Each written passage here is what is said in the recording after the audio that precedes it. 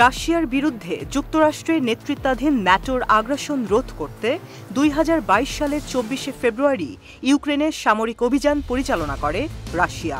এরপর ২ বছরেরও বেশি সময় ধরে ইউক্রেন রাশিয়া যুদ্ধ চলমান।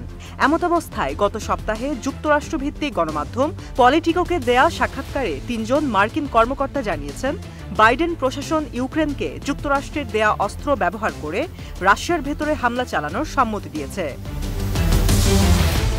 বাইডেনের এহেন সিদ্ধান্তের পরপরই রাশিয়ার প্রেসিডেন্ট ভ্লাদিমির পুতিন জানিয়েছেন, মার্কিন প্রদত্ত অস্ত্র দিয়ে রাশিয়ার অভ্যন্তরের হামলা চালাতে ইউক্রেনকে অনুমতি দেওয়ার প্রতিক্রিয়ায় মস্কো বিশ্বের অন্য কোথাও উপযুক্ত পদক্ষেপ নিতে পারে।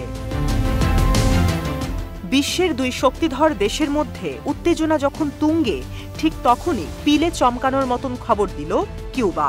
গত বৃহস্পতিবার কিউবার কর্মকর্তারা রাশিয়া ও কিউবার মধ্যকার সম্পর্ককে ঐতিহাসিকভাবে বন্ধুত্বপূর্ণ উল্লেখ করে জানান, পরমাণু চালিত সাবমেরিন সহ ৪টি রাশিয়ান যুদ্ধজাহাজ আগামী সপ্তাহে হাভানায় পৌঁছাবে।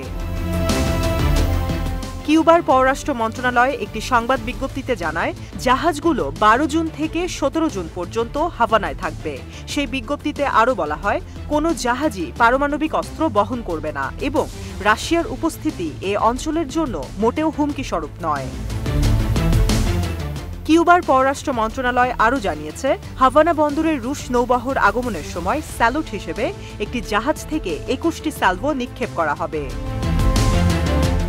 এর আগে মার্কিন স্টেট ডিপার্টমেন্ট ও পেন্টাগন জানিয়েছিল, বিশ্বব্যাপী নৌমহড়ার রুটিন কৌশল হিসেবে রাশিয়ার সামরিক বাহিনী এই গ্রীষ্মে মার্কিন যুক্তরাষ্ট্রের কাছাকাছি নৌ ও বিমান বাহিনীর কার্যক্রম বাড়াবে।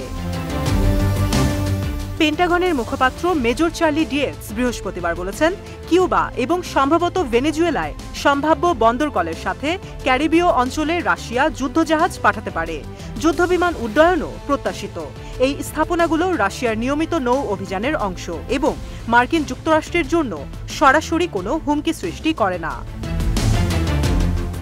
ডিয়েটস আরও উল্লেখ করেন, রাশিয়ান যুদ্ধজাহাজের পাশাপাশি বহরে একটি নিউক্লিয়ার চালিত ক্রুজ মিসাইল নিক্ষেপকারী সাবমেরিন থাকবে।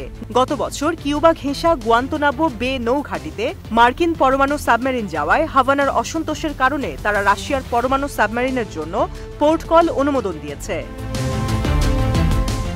যদিও কিউবার পক্ষ থেকে আশ্বস্ত করা হয়েছে যে বহরে কোনো পারমাণবিক অস্ত্র থাকবে না, তবে এ ব্যাপারে দ্বিমত পোষণ করে পারমাণবিক অস্ত্র বিশেষজ্ঞ হ্যান্স ক্রিস্টেনসেন সামাজিক যোগাযোগ মাধ্যম এক্সে লিখেছেন, আমি ভাবছি কিউবানরা আদৌ এ ব্যাপারে সঠিক তথ্য জানতে সক্ষম কিনা। আমি তাদের থেকে আশাও করি না।